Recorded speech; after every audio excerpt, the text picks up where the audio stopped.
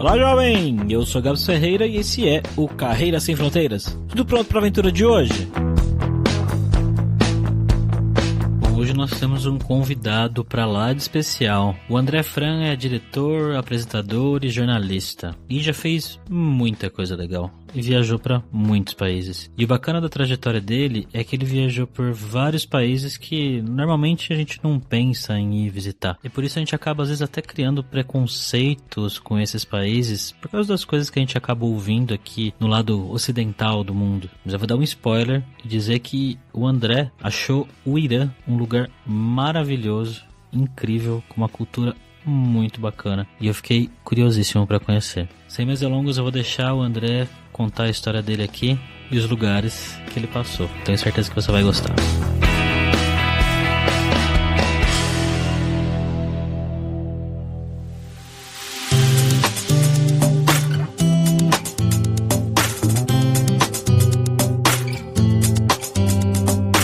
Para conversar com o André, como sempre, eu tô aqui com ele, o nosso viajante poliglota, Fabrício Carraro. Como é que você tá, Fabrício? Muito bem, Gabs. Eu tô honrado, na verdade, de ter a presença aqui do querido André Fran, que é um cara que eu já sigo há muito, muito tempo e que eu queria trazer ele aqui para vocês, que ele tem muitas histórias muito legais. Como é que você tá, André? Fala, pessoal. Tudo bem, tranquilo. E convite para falar de viagem, tô sempre à disposição. Tô na área, vamos nessa.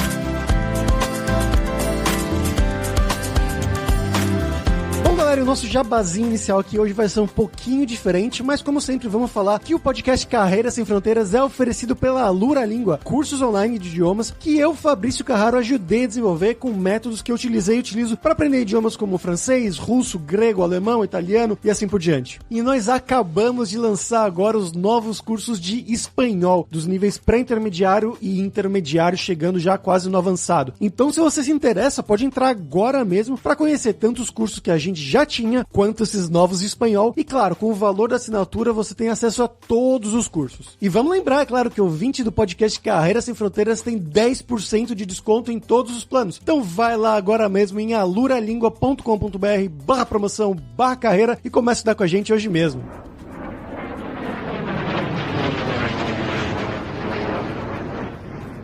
Bom, André, para começar aqui, né, eu queria que você contasse, para quem não te conhece, um pouquinho sobre você, né? Então, de onde que você é do Brasil, o que que você estudou, qual que é o seu trabalho e como que isso envolveu, né? Como que isso chegou a envolver todas essas viagens que você fez por toda a sua carreira? Eu sou André Fran, sou do Rio de Janeiro, aqui do Leblon, e morando desde pequeno perto da praia tem aquela coisa, ou pelo menos tinha na minha época, né? Eu sou mais velho, então não tinha muito aquela coisa de ficar nas redes sociais, no celular, na internet o tempo todo, então era coisa de ir pra praia, passar o dia inteiro na praia pegando onda, jogando futebol, então formou-se aquela grande turma de amigos, né? E dentro dessa turma tinha alguns com umas aptidões mais em comum, assim, que era gosto por culturas diferentes, por viagens, por política internacional, isso ainda lá na adolescência, e muita coisa de viagem pra surfar também. Então na época que surgiu ali aquele tsunami da Indonésia, vocês devem se lembrar, né, que correu o mundo inteiro, né, foram mais de 200 mil vítimas. Os meus amigos estavam com uma viagem marcada para surfar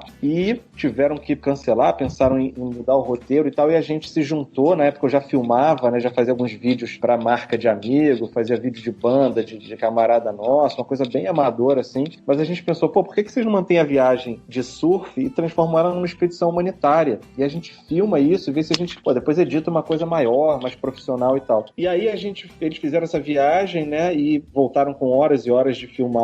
A gente editou o Indo.doc, mostrando uma expedição de amigos ao epicentro dessa tsunami. A gente lançou de forma independente. Depois o Canal Brasil, o Sport TV exibiram no ar, gostaram do produto. E a gente falou, cara, a gente tem que dar sequência nisso, né? Ficou tão bacana, o pessoal aceitou tão bem, assim, crítica, público. A gente saiu no Festival de Cinema de São Paulo também, Festival Internacional. E aí a gente formatou um programa chamado Não Conta Lá em Casa, que era de viagem a destinos que as pessoas não estão acostumadas habituadas a ouvir falar, roteiro que as pessoas às vezes têm medo de encarar, Iraque, Afeganistão, Somália, mas que tem muito a oferecer, né? Que tem o seu lado complicado, mas que também tem o seu lado bacana. E aí, assim, a gente conseguiu aprovar essa série no Multishow. No Multishow a gente ficou lá por mais de 10 temporadas, a gente fez coisa de 26 episódios por ano, e depois que a gente começou a ficar mais velho, começou a nascer cabelo branco, a gente quis amadurecer um pouco, entrevistar coisas mais profundas e entrar em questões mais densas, tipo crise de refugiados, relação Israel-Palestina, surgimento do Estado Islâmico. A gente migrou o programa para a Globo News e ele foi rebatizado e remodelado de Que Mundo é Esse?, onde a gente está até hoje. Acabamos de colocar no ar domingo passado um documentário especial sobre a posse do Joe Biden lá em Washington, né, com todas as controvérsias em torno disso. E foi assim que eu viajei por vários e vários países, são mais de 60 países carimbados no passaporte, né, em vários passaportes no caso, e passei por Iraque, guerra, Afeganistão, Somália, como eu falei, Coreia do Norte 2 vezes, fui para Chernobyl, participei de uma missão da ONU, dos fuzileiros navais brasileiros no Haiti, participei de uma expedição humanitária ao tsunami no Japão, né, o terremoto do tsunami do Japão, ou seja, muita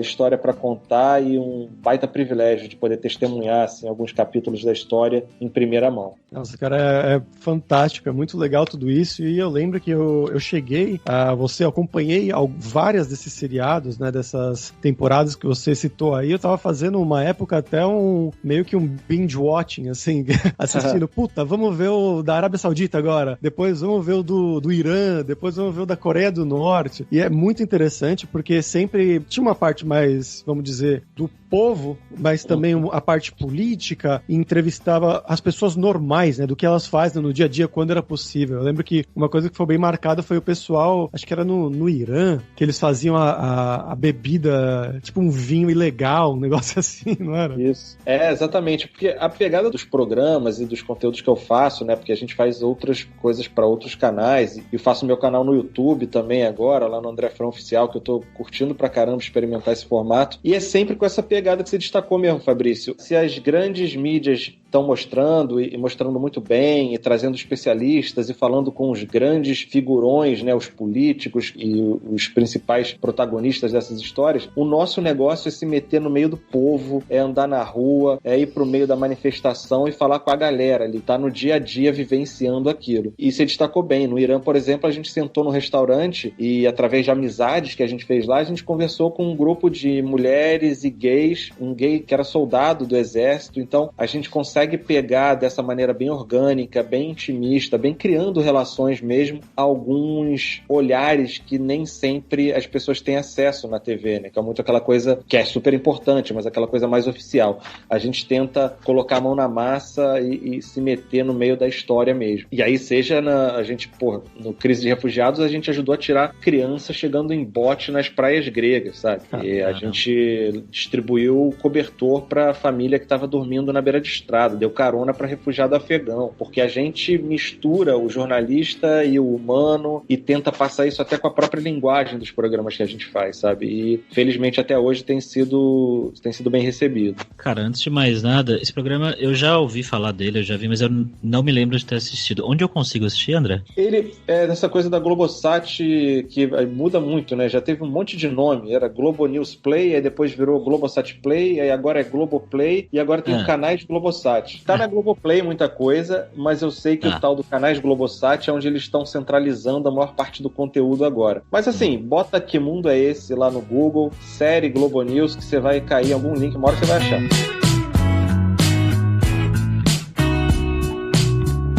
Cara, seu trabalho é muito foda, muito legal, né? Muito inspirador, assim. Eu queria saber qual que foi a primeira vez que você saiu do país pra gravar esses programas e tudo mais. Porque, assim, dos países que você foi, as coisas que você cobriu, na minha cabeça, quando eu vejo, assim, situações, lugares perigosos, né? Lugares que tá acontecendo conflitos e tal. Qual que foi a primeira vez que você foi fazer uma matéria dessa assim? Qual foi a sua sensação, cara? Você tava preparado pra aquilo? Você é um cara que não tem medo? Porque, cara, dá medo. Eu não sei se teria coragem de fazer as coisas que você fez. Mas conta um pouquinho pouquinho pra gente, então, sobre isso. Cara, então, a gente, na verdade, sempre teve mais o desejo de quebrar paradigmas, assim, de mostrar que lugares que as pessoas, às vezes, acham que é perigoso, que são extremistas e fundamentalistas, não é tanto assim, né? Existe uma série de interesses e de relações políticas e crises e tal, que tornam esses países menos acessíveis pra gente, principalmente aqui no Ocidente. Então, a gente sempre teve essa vontade. Por exemplo, quando a gente foi fazer o Irã pela primeira vez, eu lembro que a gente voltou com um programa mostrando, gente, quanta cultura, povo hospitaleiro, educado, informado, e como é que tem estrada boa e acessível, e sítios arqueológicos sensacionais, e hotel de qualidade para você ficar hospedado, restaurante moderno. E aí as pessoas ficaram meio, as pessoas que eu digo pro pessoal do canal, pô, mas não tem aquela aventura, não tem o medo e o perigo?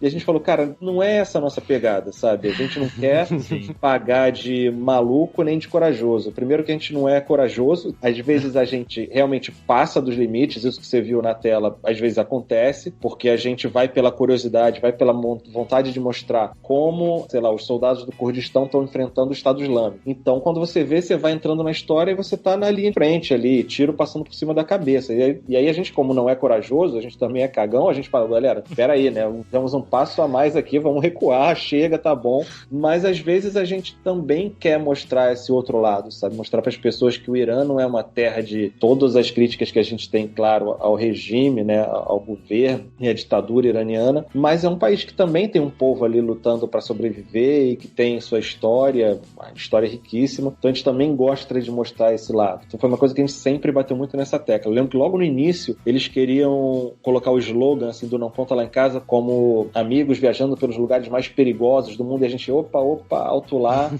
A gente não quer mostrar lugar perigoso, sabe? A gente não é correspondente de guerra. A gente quer mostrar realidades que as pessoas desconhecem ou conhecem de uma forma deturpada. E às vezes vai ser pelo lado positivo, né? Olha só, esse lugar que você achava perigoso não é tão perigoso assim. Esse lugar que realmente tem mazelas e tem muita miséria e tá saindo de um conflito, mas ele também tem um lado bacana, um lado bonito de se mostrar, um povo sensacional. Então acaba sendo mais por aí. E às vezes até aquilo que parece mais perigoso na tela não é tão perigoso assim. E a gente às vezes tenta mostrar isso. Eu lembro que a gente foi para vários lugares que a Vice, né, essa canal, né, podemos chamar assim, de comunicação, a gente vai para muitos lugares que eles foram, eles vão para lugares que a gente já foi. E eu me lembro que sempre tem aquela coisa de a gente mostrou, olha só, Somália tem lugares perigosos, mas tem lugares acessíveis. A gente tá aqui numa fronteira e a gente vai chegar num lugar tal. E aí a gente vê na Vice mostrando o mesmo lugar, falando, olha, estamos aqui na fronteira da Somália, um lugar...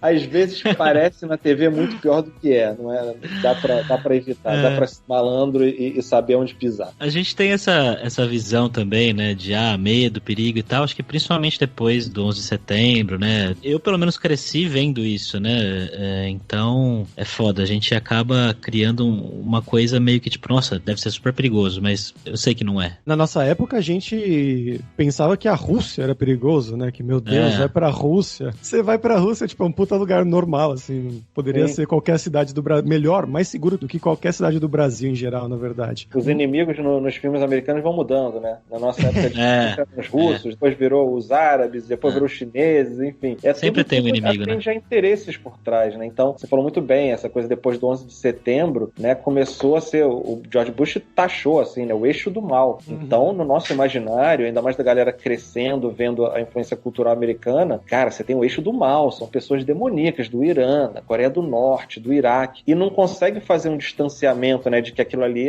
são conflitos geopolíticos e por trás disso tem um povo ali vivendo, tem uma história milenar, tem uma cultura, mas é por aí mesmo. E qual foi o lugar desses todos aí que mais te surpreendeu positivamente, assim, né? Que você imaginava que ia ser uma coisa, você chegou lá, era uma coisa completamente diferente, muito melhor do que você imaginava. Cara, eu acho que o Irã é um lugar que é muito mal retratado, assim, que as pessoas têm no imaginário, e eu tinha no imaginário também, antes de ir pela primeira vez, uma visão muito deturpada, e é um lugar que, claro, agora, né, depois que Trump tirou os Estados Unidos do acordo nuclear com o Irã e o país caiu numa espiral de crise econômica, e aí as vozes mais radicais acabam ganhando força, mas quando eu fui da primeira vez era um lugar em ascensão, e aquela coisa anti-americana meio virando história de museu, sabe? E era um lugar que eu recomendava muito para os meus pais irem conhecer. Isso acaba sendo um comentário que dá para você ter uma noção da tranquilidade, assim, meu pai, minha mãe não vão ficar, improvisado em albergue, pegando ônibus trepidando em estradas buracadas. Não, cara, eu recomendo para meus pais porque muita cultura, muita história, e eles aí depois podem se hospedar num hotel de qualidade, né, com cama boa, com ar-condicionado, com um restaurante legal, podem sair para jantar fora em segurança. É o tipo de lugar que dá para os pais visitarem e ser uma puta viagem, assim. Então, é um lugar que sempre me marca nesse sentido positivo. E o povo mais hospitaleiro que eu conheci no mundo. Eu adoro conhecer gente e trocar ideia na rua e fazer novos amigos. Fiz amizade na Coreia do Norte, fiz amizade em Djibouti, na Arábia Saudita até, mas o Irã é algo fora da curva, assim. É um povo. Eles falam inglês lá? Cara, os mais jovens falam, assim. Dá pra você conseguir se virar. E tem uma galera que fala, por exemplo, é melhor do que o Japão, que é outro lugar que eu adoro, mas é muito mais difícil você se comunicar em inglês. Caramba, sério? Também super gentil. Mas no Irã, o cara dá um jeito. Por mais que ele não fale inglês direito, você pedir uma informação, ele vai fechar a loja dele, vai te pegar pelo braço, vai te colocar no metrô e vai botar você onde você gostaria de chegar, depois ainda vai te levar pra tomar um chá com a família dele.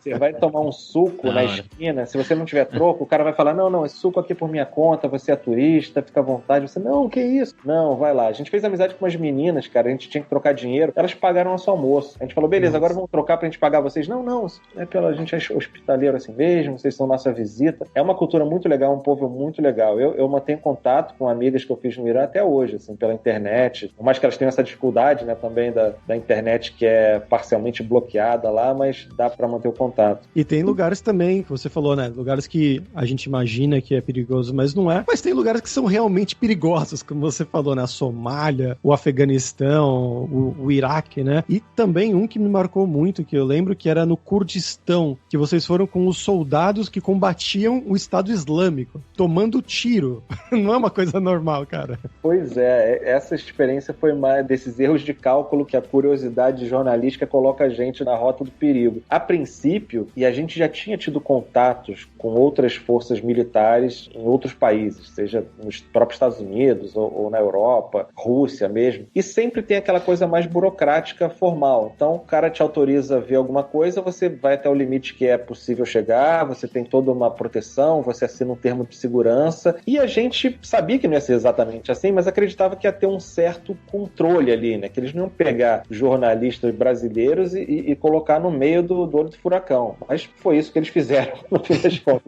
A gente chegou, não, vai ter colete à prova de bala e vocês vão chegar até aqui. E, cara, na hora é uma coisa muito improvisada. Ih, ó, colete à prova de bala não tem. O fulano foi levar lá e não tá. Aí você chega no lugar ali, o cara tá, polindo a arma dele que tava engasgada. E os caras usam um uniforme que eles faziam vaquinha na cidade pra conseguir. Então, um tá de uniforme e de sandália. O outro tá com um camuflado totalmente diferente do parceiro. Não, cara, aí eu já teria voltado já.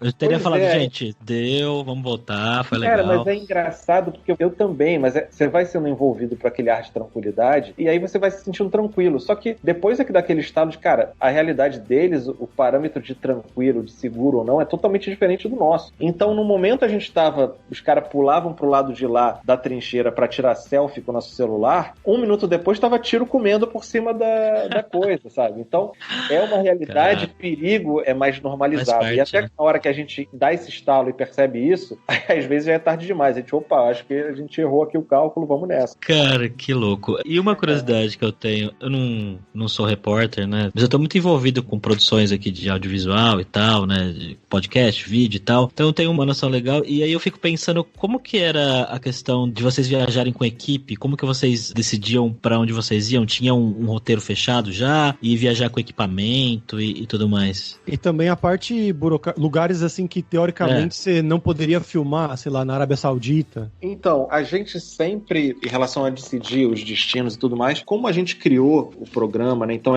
temas e histórias que a gente já acompanha, que a gente quer mostrar, que a gente tem interesse. Então, acaba sendo uma coisa que a gente vai decidindo e mapeando, claro, de acordo com o alinhamento midiático, digamos assim, o que vai ter mais sucesso quando a gente colocar na tela. O pessoal quer saber sobre Chechênia agora, quer saber sobre os uigures lá da China, ou eles querem saber agora, tá mais em voga o Irã. Então é uma medição do que a gente tem interesse com o que tá na mídia. E depois uma troca com o canal. A gente pensou nesses 3 aqui, o que vocês acham? Ah, legal, esse aqui talvez pra agora, esse aqui a gente deixa pra depois. Tem essa troca nesse sentido. E depois que a gente viaja como turista, a gente não pede autorização motorização especial para jornalista ou profissional. Então, a gente quer estar na rua, a gente quer ver a realidade como ela é, a gente quer falar com as pessoas que a gente vai conhecendo ao longo da viagem. Se a gente pede motorização de jornalista, motorização especial, você já é recebido por relações públicas, por um oficial do governo, que já vai te colocar num lugar mais tranquilo, que não vai deixar você ver aquilo ali. Então, esse não é nosso objetivo. Então, isso acaba também norteando um pouco a nossa viagem e o nosso tipo de abordagem. E em termos de equipamento, isso foi evoluindo ao longo do tempo e hoje a gente consegue fazer uma captação de som e de imagem também boa com equipamentos relativamente reduzidos, né? Não é que não basta só um celular, porque o celular tem uma imagem mais cagada, mas assim, a gente consegue ter umas câmeras de qualidade boa e som bom com microfones e câmeras que não chamam tanta atenção assim. Então, quando a gente chega para conversar com alguém na rua, a gente tá com uma câmera de mão que a gente liga o REC e já tá gravando, filmando e áudio. Não tem aquela coisa de parar, ligar a luz, instalar microfone, porque isso já dá uma quebra, né? Já que uma barreira entre a gente e as pessoas com quem a gente está conversando, entre a gente e a realidade que a gente quer mostrar. Isso age muito em nosso favor, essa coisa do equipamento digital ter evoluído tanto assim.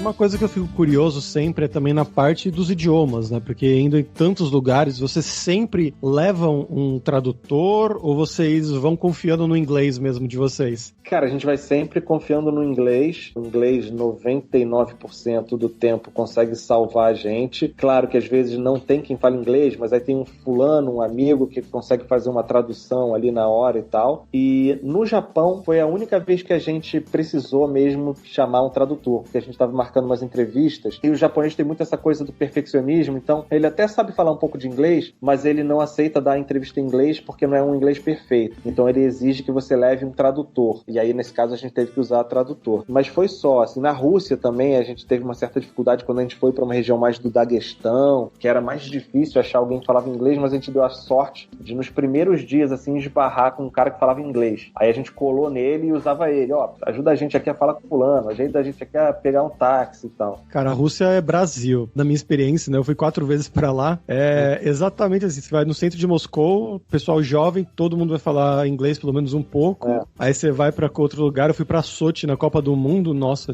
eu tive que falar russo lá, porque em inglês não dava. Pois é, a gente viajou pra umas regiões mais, assim, a gente foi pra Chechênia, foi pra Ossétia, Abkhazia, então começa a ficar mais difícil, assim. Então até quando a gente tomou dura na estrada, os caras queriam tirar dinheiro nosso, fichou todo mundo, a gente ligava pra amigo russo, porra, fala aqui com os caras, botava no Viva Voz o celular e, desenrola aí pra gente que o nosso inglês aqui não vai ajudar. E André, a série foi produzida depois que vocês gravaram tudo? Ou vocês estavam viajando, gravando e mandando e o pessoal já editava, produzia e soltava? Você diz esse último do documentário ou em geral mesmo? Em geral.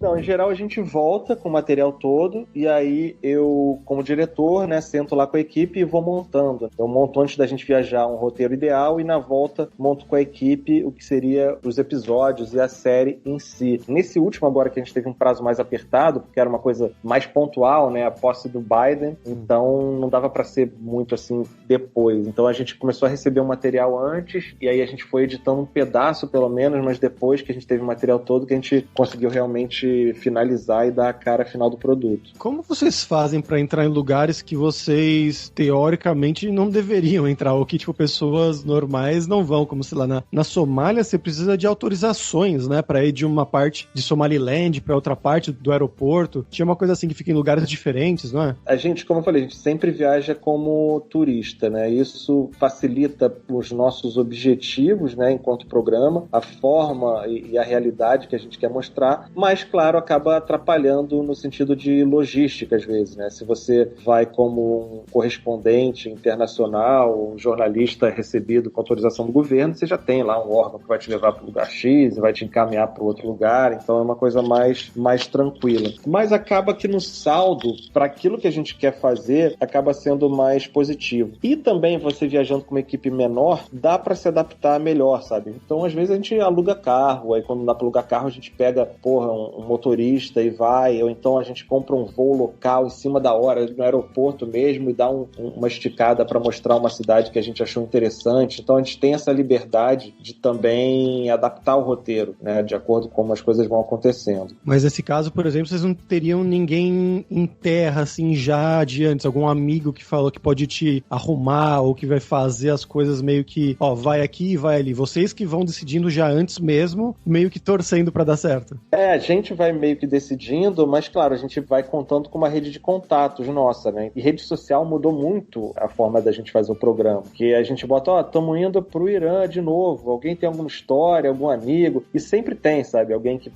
tá no lugar tal e que pode ajudar, ou tá no lugar X e pode conversar com a gente, ou que dá uma dica, Japão também foi assim, vai mostrar essa história tal, que eu morei lá há tanto tempo e é muito legal. O lugar que vocês queriam ir tá fechado, eu tava lá semana passada e não tá sendo bacana. Então sempre tem essa coisa da gente criar o roteiro ideal e meio que ir se adaptando à realidade pro bem e pro mal. E aí na volta, né, montar o resultado disso tudo tem que se transformar, né, numa história coerente, com início, meio e fim de cada episódio, com início, meio e fim da temporada como um todo. Cara, e a questão de comida e pensando em todos os lugares que você já passou e que você teve que ficar por um tempo e eventualmente comer? Eu não sei como que são os seus hábitos alimentares, mas você foi pra países que têm culinárias bem diferentes da nossa, né? Então, conta pra gente um pouco mais sobre. Cara, eu sou um cara que, assim, eu sou fácil pra comer, sabe? Como qualquer coisa. E sou muito curioso pra conhecer as culinárias locais. Então, eu tô sempre experimentando. Às vezes, o meu estômago paga o preço,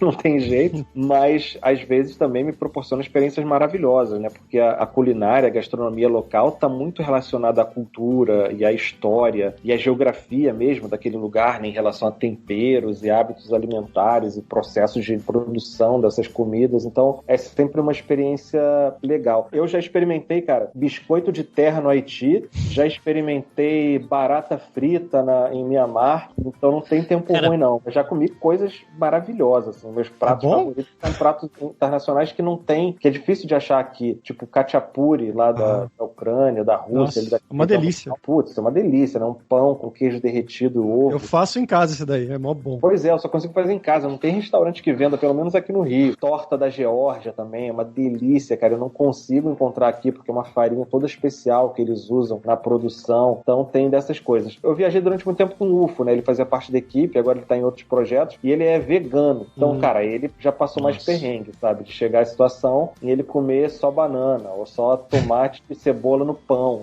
assim, porque não tinha muita opção. Eu queria puxar mais um lugar muito interessante que o pessoal tem bastante curiosidade, né, porque tá sempre na mídia, tá sempre em voga, que é a Coreia do Norte, que muita gente acha que, meu Deus, como você falou, né, o negócio do eixo do mal e tudo mais, as pessoas lá comem criancinhas no café da manhã e coisas parecidas. Qual foi a sua impressão de estar lá? Porque mesmo como você falou, entrando como turista, você vai meio que guiado por guias do governo, né? Sim, exatamente. E a gente até durante um tempo ficou pensando assim, eu fui 2 vezes, né? Então tô falando mais do nosso raciocínio da primeira vez. E a gente ficou nessa, será que vale a pena a gente ir? Porque vai ser uma realidade totalmente moldada por aquilo que o governo quer mostrar, porque você só viaja, turista ou jornalista, você só viaja para a Coreia do Norte com uma autorização especial da Agência Nacional de Turismo Norte-Coreana, você se hospeda onde eles determinam, você faz o roteiro determinado por eles, você tem guias locais te acompanhando do minuto que você pisa no hotel até a hora que você embarca de volta para o seu país de origem. Então é tudo totalmente controlado, você só vê o que eles querem ver. Mas a gente pensou e chegou à conclusão de que exatamente esse fato de você só poder viajar assim na Coreia do Norte já mostra muito sobre esse país, né? Já diz muito sobre o quanto ele é fechado, o quanto ele é isolado, o quanto ele não tem acesso ao mundo exterior e o quanto o mundo exterior não tem acesso à realidade de vida do povo local. A gente sabia que a gente não ia ter a oportunidade de sair na rua e conversar com as pessoas, como a gente costuma fazer, mas a gente sabia que o próprio fato da gente ter que extrair informação do país através de conversas meio delicadas com as nossas guias, já estava revelando muito sobre a Coreia do Norte, né? Quando a gente perguntava para ela, mas aqui tem internet? A gente consegue acessar a internet? Ah, não, a gente só tem a intranet com os links e informações fornecidas e autorizadas pelo governo, sabe? Você não precisa falar, olha, a Coreia do Norte é super fechada uma conversa pitoresca dessa já mostra muito sobre o país, né? E mostra de uma maneira aquilo que eu falei lá no início, né? Tem outros programas fazendo análises e especialistas analisando, o que é sensacional, mas o nosso programa acaba mostrando isso de uma maneira mais mão na massa, né? De pé na estrada e na rua falando com as pessoas. É essa a nossa contribuição, assim. E você acha que vale a pena para um turista qualquer, assim, ir para lá? Acho super. Você tem que saber que é uma viagem que vai ser totalmente controlada, mas que você vai estar testemunhando uma situação na história e no tempo que é completamente única. Não existe nada parecido em lugar nenhum do mundo. E você vai ficar em um hotel legal, você vai conhecer uma culinária deliciosa, que é a culinária coreana, né, com um sotaque norte-coreano. Você vai ver locais, claro, né, ali dentro do que a ditadura estipula que você pode ver, mas que são lindos e que são históricos para a história deles. Né? Se você for pensar na história da Península Coreana, essa divisão é um soluço no tempo, né? É muito curto esse período que eles estão separados. Espero que isso volte algum dia a não ser mais a realidade. Mas assim, pelo interesse histórico e tal, é fantástico.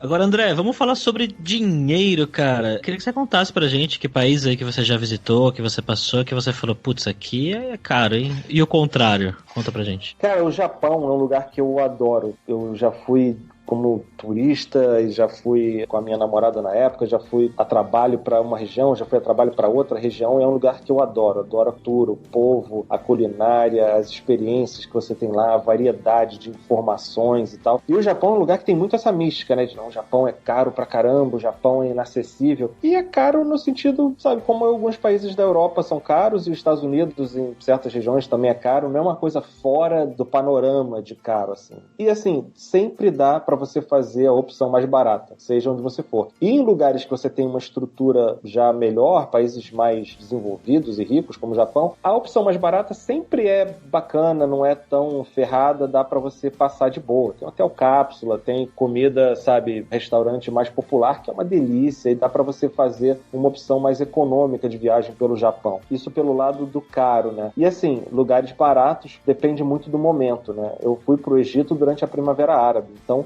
tinha pouquíssima gente indo, então a gente foi em um hotel 5 estrelas, preço, tipo, barganha. E as pessoas às vezes têm nessa coisa, putz, a Primavera Árabe, confronto. Cara, tem o confronto ali na área onde estão tendo as manifestações. Se saiu ali daquele bairro, daquela região ali central, é o país funcionando normalmente, as pessoas nos restaurantes, os pontos turísticos funcionando. É uma coisa de você também analisar a questão da oportunidade. O Irã é um lugar que é sempre muito barato e agora em crise está mais barato ainda. E como eu falei, é um lugar que tem estrutura para receber o viajante com qualidade. É esse tipo de coisa, assim, é você analisar lugar, oportunidade e momento. Dá sempre para achar uma maneira barata de viajar. Uma curiosidade aqui, bem aleatória, na verdade, que eu não sei qual é o estado civil de vocês aí, de todos que fizeram os programas e tudo mais. Tinha alguém solteiro durante essas viagens? Cara, no início tava todo mundo namorando, depois todo mundo ficou solteiro e depois todo mundo casado e agora casado com filho. Eu já vivi todos os tipos de estilo de viagem ao longo da minha carreira, né? Agora são as viagens que eu já tenho filha de 4 anos, então são aquelas viagens mais objetivas. Ó, vamos lá, filmar, é isso, voltar que eu quero voltar pra casa pra curtir minha filha. Rolou a situação de vocês conhecerem locais assim, e se interessarem e levar adiante, assim, o namorico? Ou nenhuma dessas viagens rolou isso? Cara, no local não, porque a gente sempre, quando tá viajando,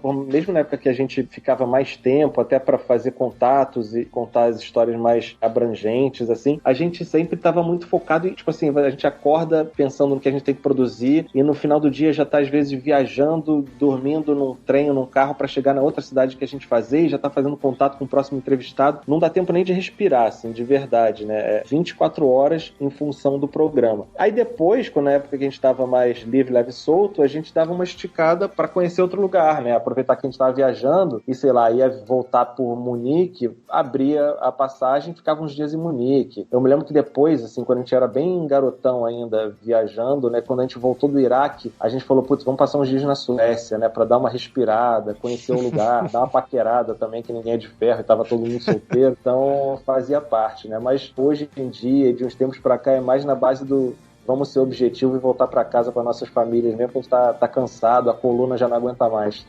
Okay, Houston, we've had a problem here. Houston, we've had a problem. Oh, no! Bom, André, então agora é hora do perrengue, que é a hora que a gente pede pros nossos convidados contarem histórias engraçadas, gafes, micos, coisas que tenham acontecido em todos esses anos aí, seu de trabalho. Putz, cara, não sei se é tão de mico ou de perrengue. Perrengue tem toda hora, né? Eu contei alguns aqui. Mas uma que eu acho bem pitoresca é quando a gente estava na Coreia do Norte, né? E pela primeira vez. E eles levavam a gente nessas escolas e mostravam orgulhosos os alunos, e o aluno número 1, e os feitos e tudo mais. E tudo era grandioso. E aí a gente entrou numa sala de música e as crianças pequenininhas tocando violão perfeitamente, né? Ensaiados, uniformizados. E aí acabou a apresentação delas, né? Aquela coisa de amigo viajando junto. A gente sempre quer colocar o camarada numa situação embaraçosa. Aí o Léo tocava violão, né? Que viajava com a gente, Léo, toca aí um negócio aí do Brasil pra eles. O Léo, não me coloca nessa, para com isso. Não, vai lá, toca. Tacamos um violão na mão dele. Quando viu, tava todo mundo em volta dele pra ver ele tocar. E aí ele tocou um rock and roll, né? Tocou aquela música Johnny B. Good. Igual do De Volta para o Futuro, né? Que o Michael J. Fox toca lá. E as crianças olhando aquilo, não entendendo nada. Aí no final da apresentação, a nossa guia, né? Uma moça de 27 anos, falava inglês e tal, perguntou, o que você tocou, Léo? Ele, eu toquei um rock and roll. Aí ela, rock and roll? O que é rock and roll? Ela nunca tinha ouvido falar da expressão rock and roll. Aí a gente falou, cara, como é que isso, né? Uma situação curiosa, engraçada, mostra o quanto elas não conhecem do mundo lá fora, né? A ponto da menina não saber, nunca ter ouvido falar a expressão rock and roll. E aí o Léo teve a resposta mais genial, cara, até hoje das viagens, porque ele respondeu exatamente a fala do Michael J. Fox, quando ele tá tocando rock and roll, né? Que ele volta pro passado e toca rock and roll antes do rock and roll ter sido inventado. Aí o Léo respondeu pra ela, olha, você não conhece, mas de repente os filhos de vocês ainda vão gostar muito disso. E a gente, cara, sensacional, né? Porque fantástico. Era a resposta perfeita na situação perfeita. Foi bem legal.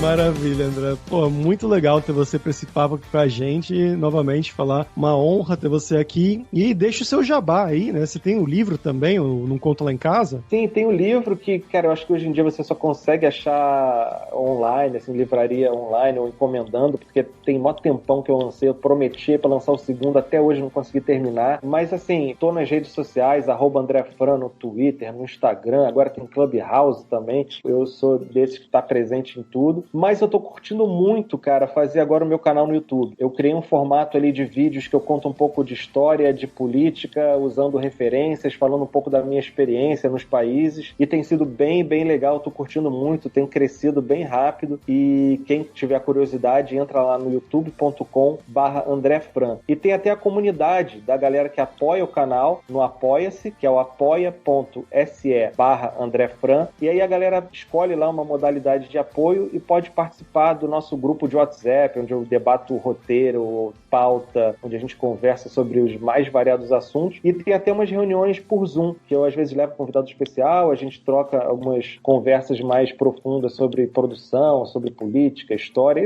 tipo esse papo que a gente teve aqui hoje, mas semanalmente. Então fica aí a dica, quem tiver interesse, é super bem-vindo e está sendo algo que eu estou tendo o maior prazer de fazer. Os links vão estar sempre lá na descrição no carreirasemfronteiras.com.br.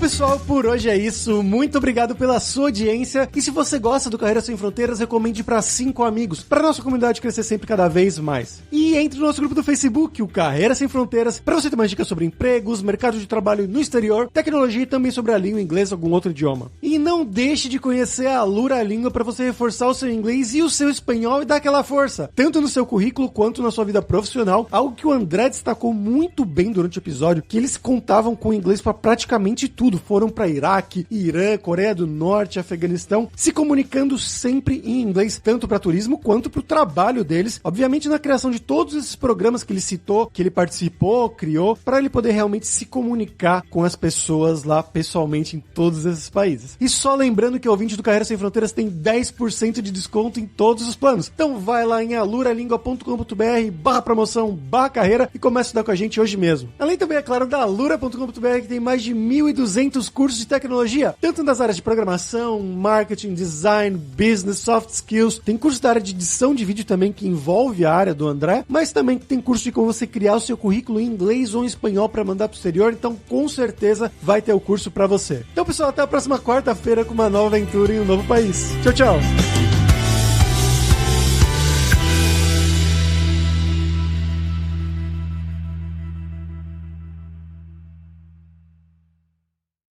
Este podcast foi editado por Radiofobia, podcast e multimídia.